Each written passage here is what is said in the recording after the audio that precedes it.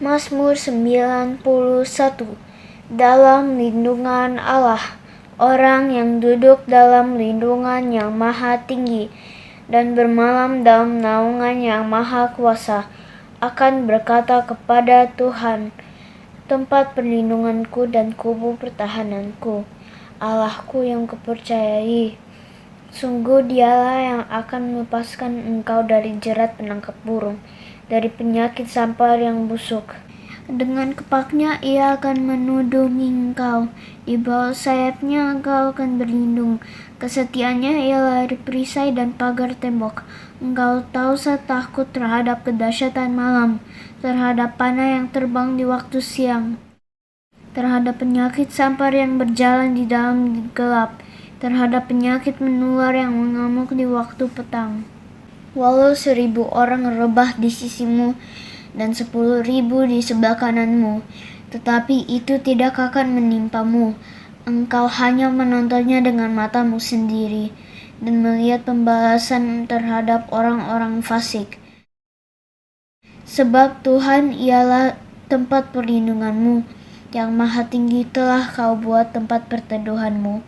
Malapetaka tidak akan menimpa kamu, dan tulah tidak akan mendekat kepada kemahmu, sebab malaikat-malaikatnya akan diperintahkannya kepadamu untuk menjaga engkau di segala jalanmu. Mereka akan menantang engkau di atas tangannya, supaya kakimu jangan terhantuk kepada batu. Singa dan ular tedung akan kau langkahi, engkau akan menginjak anak singa dan ular naga. Sungguh hatinya melekat kepadaku, maka aku akan meluputkannya. Aku akan membentenginya sebab ia mengenal namaku. Bila ia berseru kepadaku, aku akan menjawab. Aku akan menyertai dia dalam kesesakan. Aku akan meluputkannya dan memuliakannya. Dengan panjang umur akan kukenyangkan dia, dan akan kuperlihatkan kepadanya keselamatan daripadaku. Amin. Hai teman-teman, kita perkatakan tentang Pentakosta ketiga yuk. Pentakosta ketiga adalah pencurahan Roh Kudus yang dahsyat di zaman now. Pentakosta ketiga mengakibatkan penuaian jiwa terbesar dan terakhir. Pentakosta ketiga membangkitkan kami, yaitu generasi Yeremia. Pentakosta ketiga dimulai dari Indonesia ke bangsa-bangsa dan kembali ke Yerusalem. Pentakosta ketiga memberi kami kuasa untuk menyelesaikan amanat agung Tuhan Yesus. Haleluya! Teman-teman, mari kita berdoa. Tuhan, kami bersyukur Engkau sudah bisa jaga kami 1 minggu ini Tuhan. Pagi hari ini kami berkumpul untuk beribadah Tuhan. Pagi hari ini kami juga mau berdoa untuk negara kami Indonesia Tuhan. Berkatilah negara ini supaya bisa cepat keluar dari pandemi COVID ini Tuhan. Juga berkatilah kami supaya saat keluar dari pandemi ini kami bisa keluar dengan sehat Tuhan. Karena anak-anak sekolah minggu udah gak sabar lagi Tuhan untuk kembali ke gereja untuk memuji dan menyembah nama-Mu Tuhan. Ini doa dan permohonan kami tahu Engkau punya rencana yang terindah untuk kami Tuhan. Terima kasih Tuhan Yesus. Haleluya. Amin. Shalom adik-adik yang bersuka cita, lambaikan tangannya. Wah, puji Tuhan, Kapia percaya semua kita, setiap kita yang ada di rumah masing-masing, kita dalam hadirat Tuhan dengan bersuka cita. Nah, karena kita mau ada di dalam hadirat Tuhan nih, jadi yuk seperti biasa Kapia ajak untuk kita semua berdoa terlebih dahulu. Bapak, terima kasih Tuhan buat hari Minggu ini ya Tuhan. Kami boleh ada sama-sama, kami boleh beribadah Tuhan. Meskipun masih melalui tayangan online Tuhan, tapi kami percaya ada berkat Tuhan yang bisa kami terima ya Bapak. Terima kasih Tuhan Yesus. Kami mau nyatakan Tuhan sekarang ya Bapak, Engkau baik di dalam kehidupan kami Tuhan. Terima kasih Tuhan. Ini kami anak-anak-Mu, kami mau bawa diri kami mau bawa hati kami Tuhan ke hadapan-Mu, dan kami menyatakan kebaikan-Mu ya Bapa. Terima kasih Tuhan.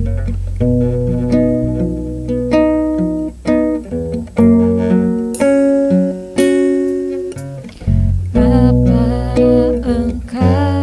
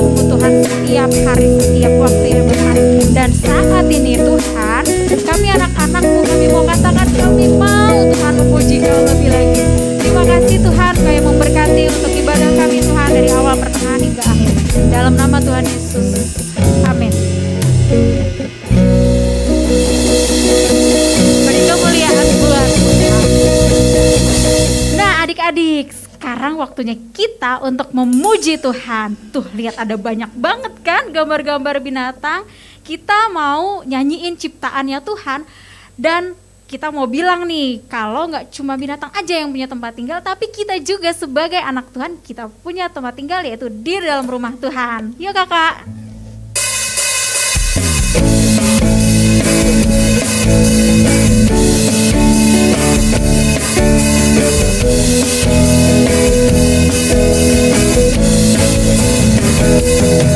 Anak monyet atas pohon, anak cacing di dalam tanah, anak burung di dalam sangkar, anak Tuhan di dalam gereja. Namanya kuda, panjang hidung, namanya gajah, panjang tangan, itu pencuri, panjang sabar, itu anak Tuhan. Lagi kita bilang atas pohon, anak kecil di dalam rumah, anak burung di dalam sangkar, anak Tuhan di dalam gereja.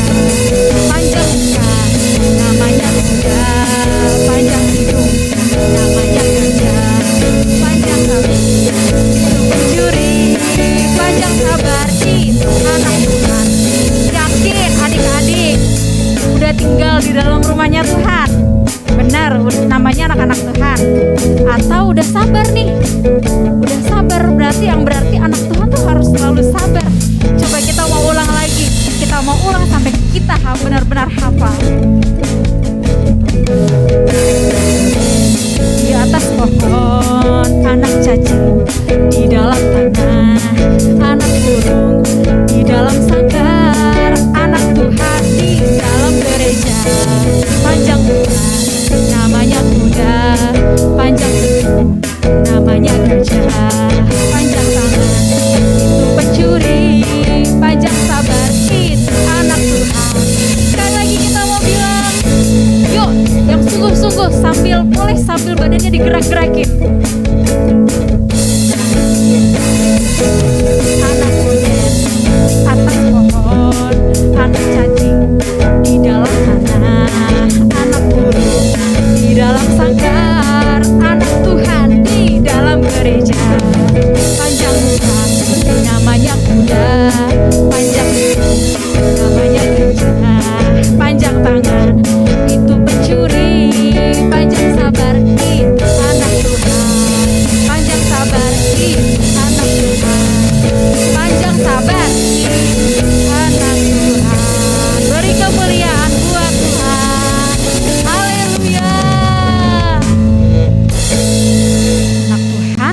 di dalam gereja nggak lengkap kalau nggak sambil dengerin firman-Nya Tuhan. Yuk, Kapia mau ajak adik-adik kita masuk dalam hadirat Tuhan karena kita mau dengar firman-Nya Tuhan. Makasih Tuhan. Makasih. Kau baik Tuhan. Kau yang selalu melingkupi kami Tuhan dengan cinta-Mu ya Bapa. Itu yang kami rasakan setiap hari sebagai anak-anak-Nya Tuhan. Terima kasih Bapa.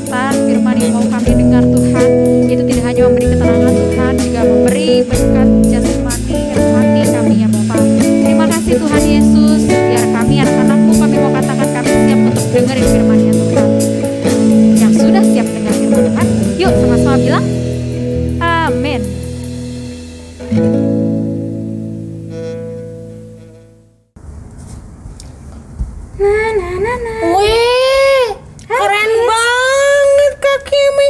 Kak Kimi bikin apa itu? Ini lagi bikin pot kids buat tanaman. Aku bikinnya dari tanah liat lah. Wah, keren banget Kak. Iya kids. Susah nggak Kak bikinnya? Ini bikinnya susah kids. Harus hati-hati. Soalnya kalau salah ulang lagi dari awal. Dihancurin dulu, terus dibentuk lagi. Pokoknya jangan sampai deh ada yang retak-retak. Kalau retak, nanti pas keringnya bisa pecah deh. Aku pikir gampang. Enggak dong kids. Kalau mau jadi sesuatu yang bagus, pasti butuhin proses yang susah juga. Kalau mau cepet mah, tuh kayak mie instan. Tapi hasilnya jadi gak bagus untuk kesehatan. Apalagi kalau makan banyak-banyak. Bener ya Kak ya. Iya. Jadinya kalau mau bagus butuh proses yang banyak juga ya Kak ya. Sama kayak pot dari tanah liat ini, ada proses yang panjang untuk bikinnya ya Kak. Iya, benar kids. Tahu nggak? Tuhan juga mengumpamakan hidup manusia sama seperti bejana loh. Iya, bejana itu dibuat dengan proses yang panjang, tapi hasilnya bisa jadi bagus dan bernilai loh. Oh ya Kak? Iya kids. Mau denger nggak cerita tentang bejana? Mau Kak, gimana Bener ya? Kak? Yuk sama kakak kita nonton bareng-bareng. Oke. Shalom adik-adik. Nah, tadi kita sudah lihat ya, Kimi lagi membuat sesuatu dari tanah liat. Nah, hari ini kita juga mau mendengarkan firman Tuhan. Sebelum kita mendengarkan firman Tuhan, mari kita satu dalam doa dulu ya. Lipat tanganmu, tutup matamu, mari kita berdoa. Bapa kami yang di surga, kami mengucap syukur Tuhan untuk hari ini Tuhan, kami boleh berkumpul walaupun masih dalam online, kami bisa beribadah, kami bersyukur kepada Tuhan. Saat ini Tuhan, kami mau pakai telinga kami mau duduk diam mendengarkan firman-Nya Tuhan, kami mau mendengar firman-Mu, biar Tuhan yang pimpin, sehingga kami boleh mengerti apa isi hatinya Tuhan, apa yang harus kami lakukan dalam hidup ini untuk menyenangkan hatinya Tuhan. Terima kasih, berkati Kak Anjar yang akan menyampaikan firman-Mu, berkati lidah bibirnya, biar kami semuanya boleh mengerti, boleh mendengarkan, dan boleh belajar untuk melakukan firman-Nya Tuhan. Terima kasih Bapa, hanya di dalam nama Tuhan Yesus, Allah kami yang hidup, kami berdoa dan bersyukur. Haleluya, amin.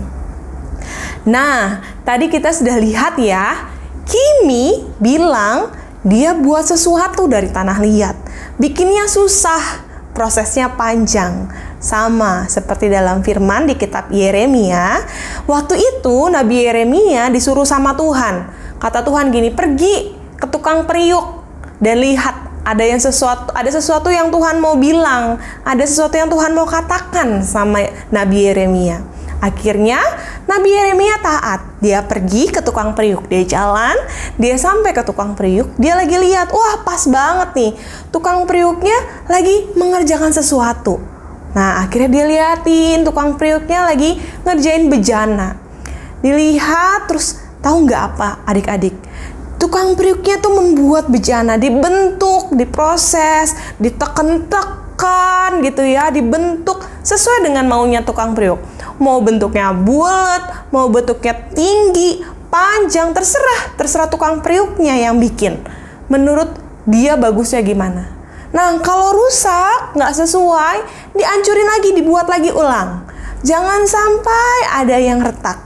Nah, akhirnya dibuat menjadi nanti hasilnya menjadi sesuatu yang berharga. Menjadi sesuatu yang bernilai. Tadinya tanah liatnya mungkin nggak bernilai. Tapi ketika tukang periuk membentuk, diteken-teken, prosesnya panjang, lalu dibakar, terus nanti dia menghasilkan bejana yang bagus, bejana yang mahal harganya, ada nilainya, daripada cuma sekedar tanah liat. Setelah dibentuk sama tukang periuk, wah, jadi bernilai. Tuhan bilang gini sama Nabi Yeremia, itulah tukang periuknya itu Tuhan, bejananya itu kita bejana-bejananya Tuhan.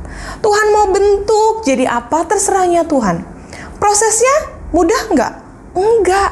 Mungkin ditekan-tekan. Ada yang salah, diulang lagi. Dihancurin dulu, dibentuk lagi, lalu dibakar. Supaya apa sih? Waktu prosesnya itu sudah dilalui, nanti menghasilkan sesuatu yang bernilai, sesuatu yang berharga. Seperti hidup kita. Mungkin hari ini kita ngalamin gak enak. Aduh, kenapa sih aku harus belajar? Kenapa sih aku harus taat? Kenapa sih aku harus alamin yang gak enak? Kenapa sih hari ini ada pandemi? Atau kenapa sih aku harus online belajarnya? Gak enak belajarnya. Atau kenapa sih aku jadi orang Kristen kok aku dikata-katain? Kok aku nggak ditemenin? Atau kok teman aku kayak gini, aku mau bales rasanya, tapi kata Tuhan nggak boleh bales. Aduh, aku harus sabar. Nggak enak. Tapi itu proses dari Tuhan. Supaya apa sih? Supaya kita menjadi pribadi-pribadi yang bernilai di hadapan Tuhan. Sampai nanti Tuhan Yesus datang kedua kalinya, Tuhan lihat, ini dia anakku yang taat, bernilai, ada harganya hidup kita. Nah, siapa yang mau jadi anak-anak Tuhan yang berharga? Anak-anak Tuhan yang punya nilai hidupnya, sehingga orang lain melihat, oh, ini loh Matthew yang sabar. Oh, ini loh Jeremy yang good, dipakai sama Tuhan.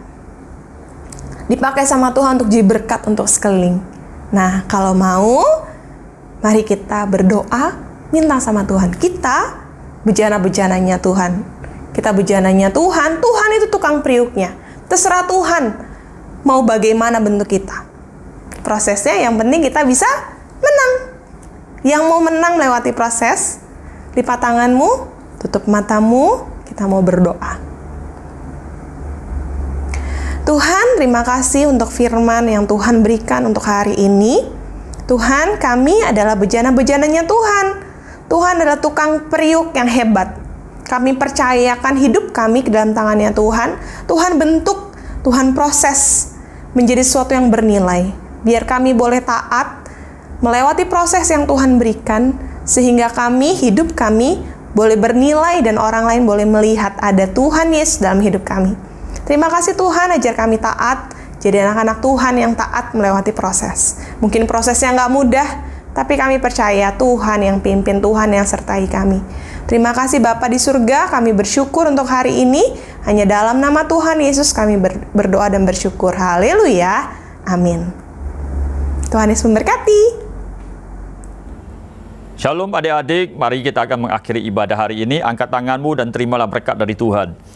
Tuhan Yesus memberkatimu dan melindungimu. Tuhan Yesus menyinari engkau dengan wajah-Nya dan memberikan kau kasih karunia. Tuhan Yesus menghadapkan wajah-Nya kepadamu dan memberikan kau damai sejahtera. Terimalah berkat yang sempurna dari Bapa di sorga, kasih daripada Tuhan Yesus, kuasa dan pengurapan daripada Allah Roh Kudus tercurah bagimu mulai saat ini sampai Maranatha. Tuhan Yesus datang kembali yang kedua kali untuk menjemput setiap kita yang percaya, bahkan sampai selama-lamanya. Yang percaya dan terima berkat Tuhan sama-sama katakan, amin.